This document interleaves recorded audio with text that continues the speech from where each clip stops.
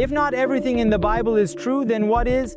Another one of the good arguments that believers in God make is the argument for the existence of the Holy Book. If someone came today and said, "I am the Son of God," what would you say to them? You'd either tell them to see a psychiatrist or say they're just seeking attention, but the very same statement appears in the Holy Book and everyone accepts it without question.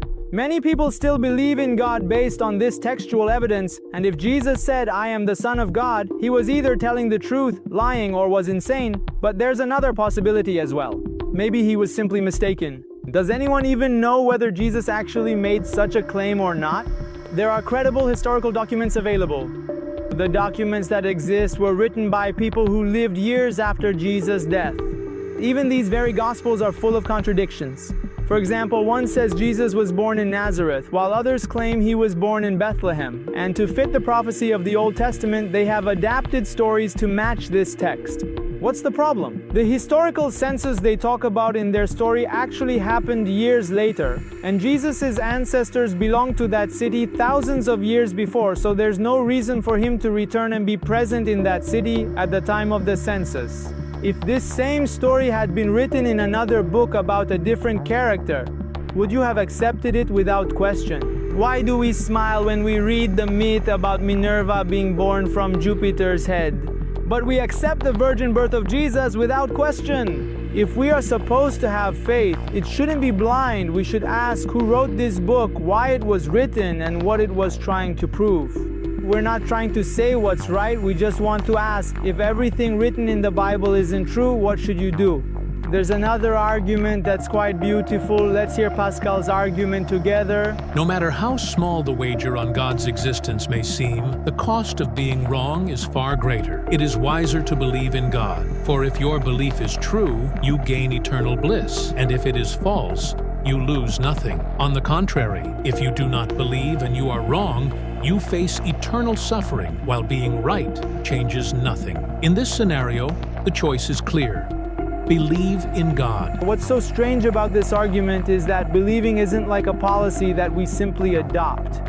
We can decide to go to church, pray, recite verses, or chant, but all of these are just decisions. But you can't just choose to believe. And one day, Russell was asked, if he died and saw God before him in the afterlife, what would he say? Let's listen to his answer together. Lack of sufficient evidence. Oh my God. Lack of sufficient evidence. And if there is a God, shouldn't he value Russell's skepticism more than Pascal's wager and respect it? One of my sensible and intelligent classmates, who after finishing his bachelor's degree went to one of the islands with his girlfriend, heard a terrifying demonic voice and came back to tell us about it, and later on, he was drawn toward becoming a priest. And since I was very curious, I brought this up among a group of nature enthusiasts, and two of them burst out laughing. When I asked them why, they said that sound is actually made by a bird known as the devil bird. And that's exactly what it sounds like. Many people, for this reason, strongly rely on the argument of personal experience, claiming that they have seen God, or an angel, or a virgin, or that God was speaking to them in secret. This argument is very convincing for those who make such mistakes, but for others, and especially for psychologists, this reasoning is not convincing at all.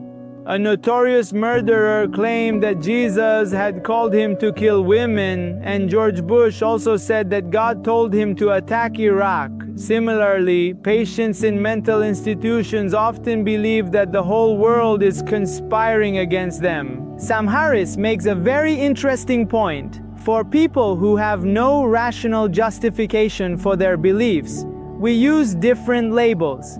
If these beliefs are widespread and common, we call them religious. Otherwise, we call them crazy, disordered, or insane. Our brain is actually a very complex simulation software that presents us with one visual perception after another. For example, the Necker cube and also the spinning airport sign are examples of this. Another example is the hollow mask. This brain simulation software reveals itself even better when it comes to recognizing faces. When we place an Einstein mask in front of us, the convex side shows a very clear face. And even when we look at it from the back or the hollow side, we still see a clear and distinct face. And what's interesting is that if we place it on a rotating platform and let it spin, we see that the part coming toward us and the part moving away from us seem to be inverted. This too is a visual and optical illusion. Sometimes you can get very close to this hollow mask and still not realize that it is hollow. Why does such a phenomenon occur? There's no trick involved. The complex human brain has developed a shortcut for simulating faces, which it has acquired over millions of years, and this process is never questioned. I shared this story to demonstrate the astonishing power of the human brain. As a child, I once heard the frightening masculine voice of a ghost, and just like in the old stories, I was scared. I got out of my bed and moved toward the sound. I got so close to the sound that I could finally identify it. It was the sound of wind coming through the keyholes, creating a noise that I mistook for something else. If I had been a suggestible child, maybe I would have heard some words. And if I had been a suggestible religious child, what do you think I would have heard? Another time, at the same age, I saw a large round face looking at me from behind the window, and it was frightening. But when I got closer, I saw it was just a curtain that had created a vague face. And during the September 11, 2001 incident, many religious people claim to have seen the face of the devil in the smoke rising from the Twin Towers. And photos of it have also been published on the internet. The further we go, the more beautiful the arguments of the theists become. Don't miss this argument. Newton was religious. Do you consider yourself greater than Newton, Galileo, Kepler, and so on? If such brilliant scientists believed in God, who do you think you are to deny his existence? Larson and Witham conducted a study that was published in the prestigious journal Nature in 1998.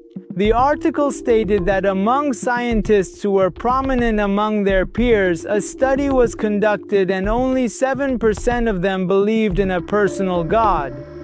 This is exactly the opposite of a society in which 90% believe in a personal God.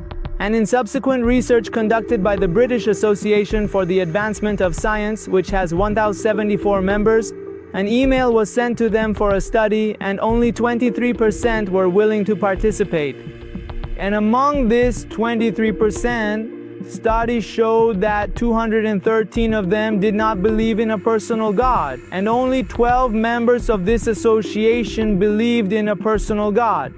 The sociologists who studied British society concluded that only 1 out of every 12 people has abandoned the religious beliefs of their parents.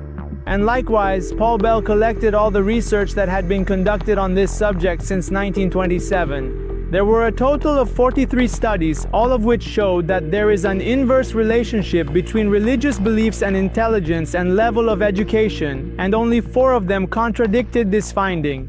In fact, 39 articles confirm this theory. Is there really a beautiful music of God's existence? It's funny, but many people say this seriously, and we're going to examine it as one of the crises regarding the existence of God.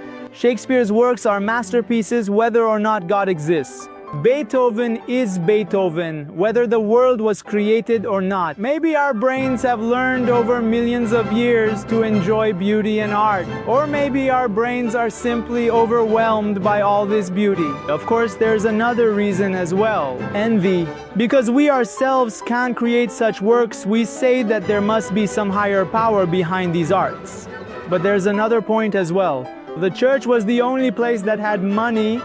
If Michelangelo had painted the ceiling of a science museum instead of the church ceiling, maybe today we would have Beethoven's Jurassic Symphony or Mozart's opera of the expanding universe. And even if the arts are divine, that's not enough reason to prove the existence of God.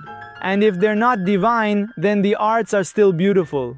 What do you think about the beauty of the arts? Do Beethoven and Shakespeare prove the existence of God, or are they simply geniuses? If you've enjoyed the argument so far in this video, be sure to like it and share it with your friends. If you haven't subscribed to our channel yet, make sure to subscribe so you don't miss out on our future research.